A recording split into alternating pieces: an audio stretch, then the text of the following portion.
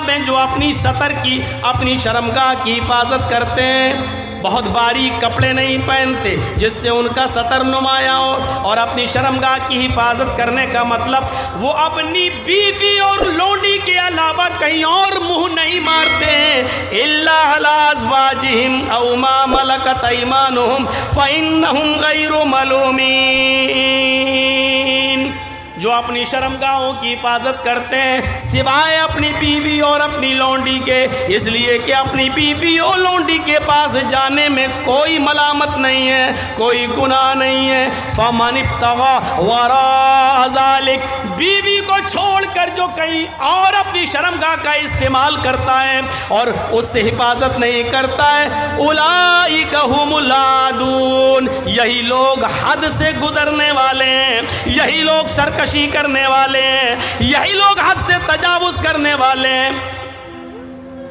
فمن ابتغى وراء ذلك، جو اس کے علاوہ کوئی اور راستہ تلاش کرتا ہے، گندی جگہ جاتا ہے، گندی جگہ منہ مارتا ہے، فرمایا وراء ذلك فاولئک هم العادون، یہی لوگ حد سے تجاوز کرنے والے، یہی لوگ حد سے گزرنے والے ہیں، یہی لوگ اللہ کی باؤنڈری کو کراس کرنے والے ہیں، یہی لوگ ایک لمٹ، ایک باؤنڈری اللہ نے متعین کر دی ہے، اس باؤنڈری کو توڑنے والے، اس دیوار کو منہدم کرنے والے ہیں، اس دیوار کو ختم کرنے والے ہیں۔ اس کے بعد اللہ نے فرمایا والذین هم لاماناتہم وعہدہم راعون، جو اپنی امانتوں کا پاس و لحاظ رکھتے ہیں، امانتوں میں خیانت نہیں کرتے، اور جو اپنے عہد و پیمان وعدے کے پورے پکے ہیں، عہد و پیمان کی رعایت برتتے ہیں، اپنے وعدے پر قائم رہتے ہیں، اپنے زبان پر کھڑے اترتے ہیں، اپنی زبان کے پکے ہیں، اپنے وعدے اور عہد کے پابند ہیں۔ والذین هم علی صلاتہم یحافظون، اور جو اپنی نمازوں کی محافظت برتتے ہیں۔ پوری ایک لسٹ بیان کرنے کے بعد فرمایا اولئک هم الوارثون الذین یرثون الفردوس هم فیہا خالدون، یہی لوگ جنت الفردوس کے وارث ہیں، یہی لوگ وارث ہیں، جنت الفردوس کے حقدار ہیں جس میں وہ ہمیشہ رہیں گے، یعنی کامیاب انسان جنتی انسان ہے۔ فمن زحزح عن النار وادخل الجنہ، جو جہنم سے بچا لیا جائے اور جنت کے اندر داخل کر دیا جائے وہ کامیاب ہے، وہ انسان کامیاب ہو گیا ہے۔ میرے بھائیوں، کامیاب کی انسان کی پوری ایک لسٹ ہم نے آپ کے سامنے بیان کر دی ہے۔ یہ ہیں کامیاب لوگ، یہ تو قرآن سے میں نے بتایا، قرآن سے بتایا۔ آئیے حدیثوں میں کامیاب انسان کس کو کہا گیا ہے، حدیث میں جنتی انسان کس کو کہا گیا ہے؟ آئیے پہلا عمل بتاتے ہیں آپ کو۔ ما منکم من احد یتوضأ فیحسن الوضوء ثم قال اشہد ان لا الہ الا اللہ واشہد ان محمدا عبدہ ورسولہ الا فتحت لہ ابواب الجنۃ الثمانیۃ۔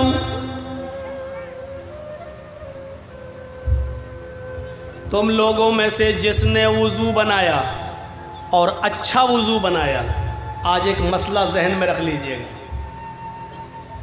ایک تو ہوتا ہے وضو اور ایک ہوتا ہے اچھا وضو۔ اللہ کے نبی صلی اللہ علیہ وسلم نے یہ دونوں باتیں کہہ دی، جس نے وضو بنایا اور اچھا وضو بنایا۔ وضو کہہ دینا کافی تھا، لیکن اچھا وضو یہ کیا ہے؟ ایک وضو وہ ہے، امام صاحب نماز پڑھا رہے ہیں ظہر کی، جرجی صاحب مسجد کے وضو خانے پہ بیٹھ کے وضو بنا رہے ہیں، ایک آدمی آیا وضو بنانے لگا، مولانا ہاں کتنی رکعت ہو گئی؟ صاحب 2 رکعتیں ہو گئی ہیں۔ 2 ہو گئی؟ اب وہ بیٹھے جلدی سے مارا اور گیا، اب اور نہ چھوٹ جائے، 2 چھوٹ گئی، اب ایک بھی نہ چھوٹے، جلدی سے مارا کر کے ایک دم بھاگا، اللہ، اس ڈر سے کہ چاروں ختم نہ ہو جائیں الٹا سیدھا وضو بنا کے چلا گیا۔ ایسے وضو پر عذاب ہے۔ اچھا وضو کیا ہوتا ہے وہ بھی سن لیجئے۔ اور آج میں آپ کو بتا دوں تقریباً 90% لوگ بلکہ 95% لوگ غلط وضو بنا رہے ہیں۔ آئیے وضو کیا ہے؟ داہنے ہاتھ پر پانی لیجئے ایک چلو، ایسے لوٹا الٹا، اور اس سے پھر آپ اپنے ہاتھوں کو 3 بار دھوئیں گے، اور داہنے ہاتھ کی انگلی کو بائیں ہاتھ کی انگلی میں ایسے ڈالیں گے۔ آپ بتائیے کس کو دکھاؤں؟ یہ موبائل اتنے اونچے اونچے لگے ہیں بیچارے، یہاں کے لوگ کیسے دیکھیں؟ یہ ہاتھ دھویا یہ، اور اس کے بعد میں پھر یہ انگلی داہنی ایسے لے کے یہ، پھر یہ، ابھی ایک بار ہو گیا، پھر دوبارہ پانی لیجئے، پھر اس کو ایسے ملیے، اور پھر دائیں ہاتھ کی انگلی کو بائیں ہاتھ کے اندر اور بائیں ہاتھ کی انگلیوں کو دائیں ہاتھ کی انگلیوں کے اندر ڈال کے خلال کی، یہ 3 بار۔ اب کیا کرنا ہے؟ پھر ایک چلو پانی لیجئے، آدھا منہ میں اور آدھا ناک میں، اور ناک میں خوب چڑھانا ہے، آدھا منہ میں۔ شروع میں ابھی عادت ڈالو گے تو پورا اندر چلا جائے گا منہ میں، لیکن 2-4 دن کرو گے تو عادت بن جائے گی۔ کریے، آدھا منہ میں اور آدھا ناک میں چڑھائیے۔ اب داہنے ہاتھ کی انگلی سے دانت کو رگڑیے، اور بائیں ہاتھ کی اس انگوٹھے اور اس انگلی کو ناک میں ڈالیے ایسے، پھر انگوٹھے سے یہ نتھنا دبائیے اور ناک جھاڑیے ایسے۔ میں زور سے نہیں کروں گا نہیں تو یہی نکل جائے گی، ایسے۔ پھر اس انگلی سے یہ پکڑیے، پھر اس کو جھاڑیے، پھر دونوں سے ایسے کر کے ناک کو جھاڑیے، یہ پہلی بار۔ پھر اسی طریقے سے دوسرا لیجئے، آدھا منہ میں آدھا ناک میں۔ معاف کیجئے گا بڑی ہی معذرت کے ساتھ، جو لوگ 3 بار کلا کر کے الگ سے پھر ناک کے لیے 3 بار الگ سے پانی لیتے ہیں، وہ حدیث ضعیف ہے۔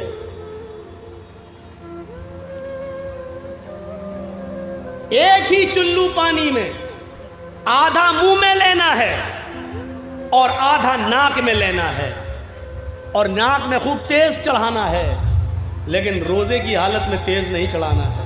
اگر رمضان کا مہینہ ہو یا آپ روزے سے ہو تو بس ایسے، بس زیادہ تیز نہیں تو حلق میں چلا جائے گا، لیکن روزے سے نہیں ہو تو آپ کو خوب چڑھانا ہے، ایسے ایسے کرنا۔ یہ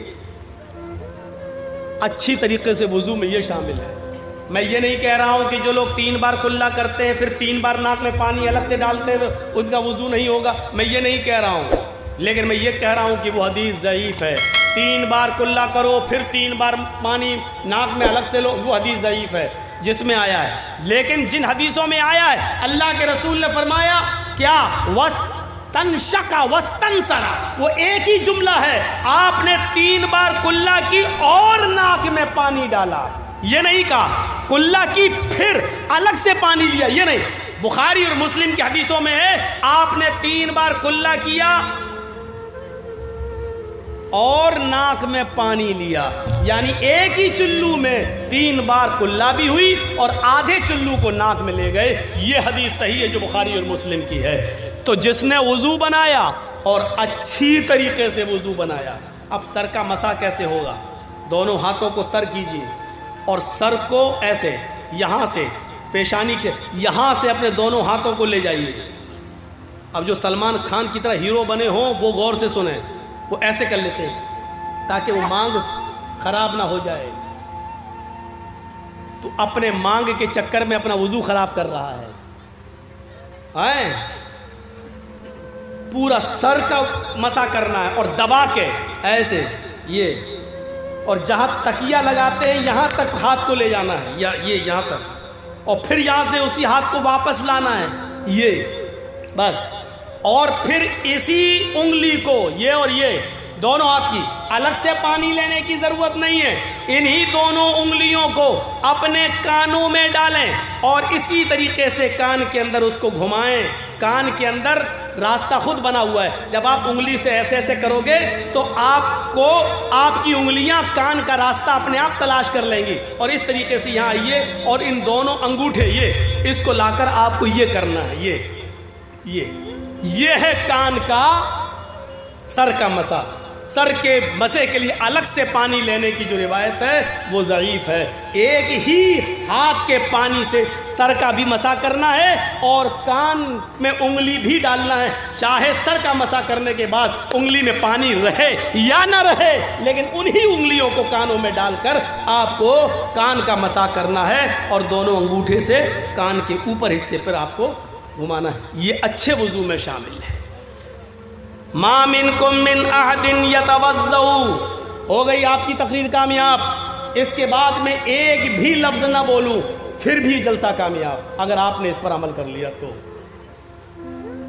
میں نے اسی لیے کہا کہ 95% لوگ غلط وضو بناتے ہیں۔ جب وضو صحیح نہیں ہوگا تو معاف کیجئے گا، نماز بھی صحیح نہیں ہوگی۔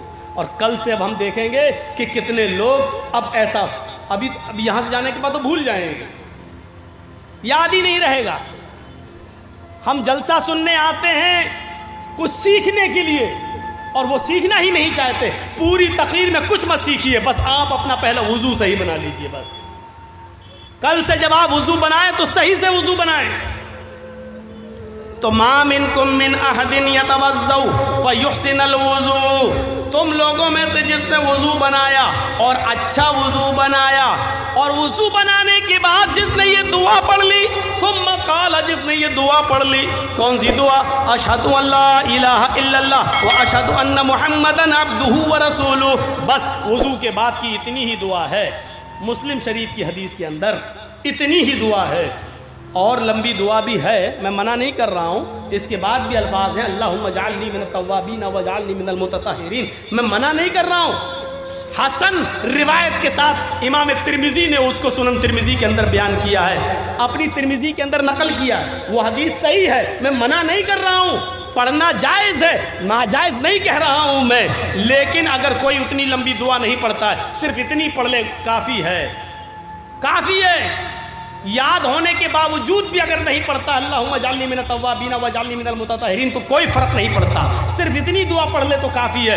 اشہد ان لا الہ الا اللہ واشہد ان محمدا عبدہ ورسولہ، اس لیے کہ مسلم شریف کی حدیث میں وضو کی اتنی ہی دعا آئی ہے، جس نے وضو بنایا اور اچھی طریقے سے وضو بنایا اور وضو بنانے کے بعد پھر یہ دعا پڑھ لی، کامیابی کیسی ملے گی؟ الا فتحت لہ ابواب الجنت الثمانیہ، اللہ کے نبی فرماتے ہیں اس آدمی کے لیے اللہ تعالی جنت کے 8 دروازے کھول دے گا۔ قیامت کے دن 8 دروازوں پر فرشتے کھڑے ہوں گے اور کہہ رہے ہوں گے اے اللہ کے نیک بندے، تیرے لیے 8 دروازے کھلے ہیں، تو جنت کے جس دروازے سے داخل ہونا چاہے ہو جا، تو جنت کے جس دروازے سے جانا چاہے چلا جا، تیرے لیے جنت کے 8 دروازے کھلے ہوئے ہیں، تو جنت کے جس دروازے سے جانا چاہے چلا جا۔ جس کے لیے جنت کے 8 دروازے کھل جائیں اس سے زیادہ کامیاب مومن کوئی ہو سکتا ہے، لیکن وضو اچھی طریقے سے بنانا پڑے گا، وہ والا نہیں مارا ہوں۔ اچھے وضو میں ایک چیز اور شامل ہے، کیا ہے؟ 3 بار جب ہم چہرہ دھل لیں، سنیے، 3 بار ایسے کر کے چہرہ جب دھل لیں تو 3 بار چہرہ دھلنے کے بعد پھر 1 چلو پانی لے کر، الگ سے 1 چلو پانی لے کر داڑھی میں ایسے ڈالیں اور پھر ایسے کریں، یہ داڑھی کا کھلال یہ ایسے الگ سے 1 چلو پانی لے کر 3 بار چہرہ دھلنے کے بعد پھر 1 چلو پانی لے کر داڑھی میں ڈال کے ایسے ایسے یہ داڑھی کا خلال کریں، لیکن داڑھی کا خلال وہ کریں گے جن کی داڑھی ہے،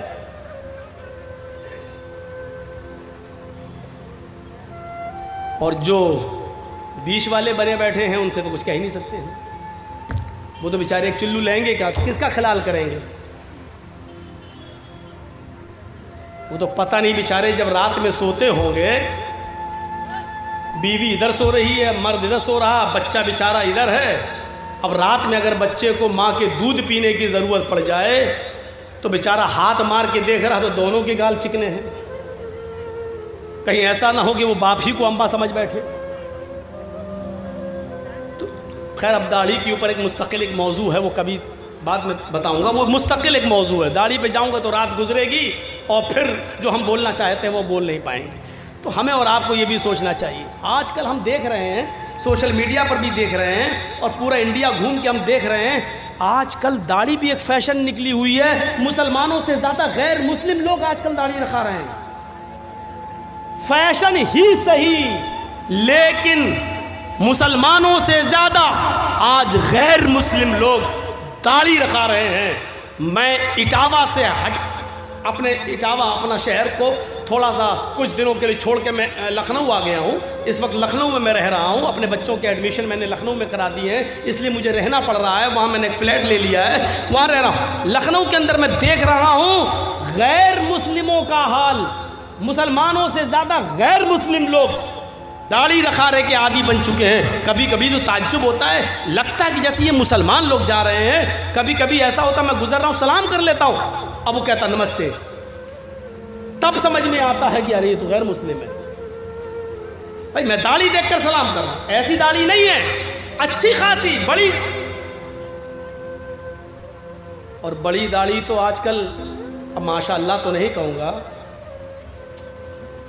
ہمارے اس دیش کا سرووچ پد پر بیٹھا ہوا آدمی بھی رکھا ہوا ہے، وہ کسی کی بھی نقل کر رہا ہو، لیکن یہاں سے آپ اندازہ تو لگا سکتے ہیں کہ اگر داڑھی کے اندر خوبی نہ ہوتی اور داڑھی میں کمال نہ ہوتا تو اتنا بڑا آدمی اتنی چھوٹی داڑھی کو اتنی بڑی نہیں کرتا۔ وہ اگر مقصد چاہے دھوکہ دینا ہی ہو، لیکن داڑھی تو بڑی کر ہی رہا ہے، اگرچہ اس کی داڑھی یہ بتا رہی ہے کہ میری داڑھی جیسے جیسے بڑی ہوتی جائے گی میں اتنا ہی بڑا دھوکہ دیتا رہوں گا دیش کو۔ وہ الگ بات ہے کہ وہ میسج کچھ بھی دے رہے، لیکن داڑھی تو ہے ہی نا۔ تو اب یہ صورتحال ہو گئی، مسلمانوں عبرت حاصل کرو، عبرت حاصل کرو۔ تو یہ کامیاب انسان کی زندگی۔ آئیے ایک اور راستہ بتاتا ہوں آپ کو، کتنا ٹائم لگے گا آپ کو۔ اذا قال المؤذن اللہ اکبر فقولوا اللہ اکبر۔ جب مؤذن مسجد کے مینارے پر کھڑا ہو کر اذان کے کلمات بلند کرے اور کہے اللہ اکبر تو تم بھی کہو اللہ اکبر۔ جب مؤذن کہے اشہد ان لا الہ الا اللہ تو تم بھی کہو اشہد ان لا الہ الا اللہ۔ جب مؤذن کہے اشہد ان محمد رسول اللہ تو تم بھی کہو اشہد ان محمد رسول اللہ۔ جب اذان ہو رہی ہو مسجد میں اور مؤذن یہ کہے تو آپ وہی کہو جو مؤذن کہہ رہا ہے۔ اشہد ان محمد رسول اللہ کا جواب اشہد ان محمد رسول اللہ صلی اللہ علیہ وسلم نہیں ہے۔ بہت سے لوگ کیا کرتے ہیں اشہد ان محمد رسول اللہ، مؤذن نے کہا صلی اللہ علیہ وسلم، یہاں صلی اللہ علیہ وسلم نہیں پڑھا جائے گا، اشہد ان محمد رسول اللہ ہی اس کا جواب ہے۔ اور جب مؤذن کہے حی علی الصلاۃ فقولوا لا حول ولا قوۃ الا باللہ، یہاں کہا جائے گا لا حول ولا قوۃ الا باللہ۔ جب مؤذن کہے حی علی الفلاح تو تم کہو لا حول ولا قوۃ الا باللہ۔ حی علی الصلاۃ حی علی الفلاح پہ لا حول ولا قوۃ